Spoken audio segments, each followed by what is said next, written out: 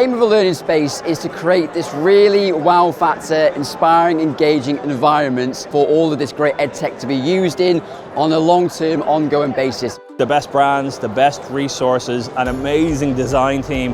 Whether it's for a school, local authorities, Premier League football clubs, Newcastle United Foundation, Everton the community. We're going to create a digital skills lab, bring young people who wouldn't even dream of taking up STEAM subjects, get them inspired. The minute we met the CreativeHUT team, they was just so inspirational, so forward thinking, and really nice people that just get us. I can really see how we can build the blocks and do something absolutely amazing. We do everything from the architectural designs for it, the branding, the graphics, the audio experience, the furniture, the resources. Something that we want to have a positive impact for whatever venue it's in for years and years to come.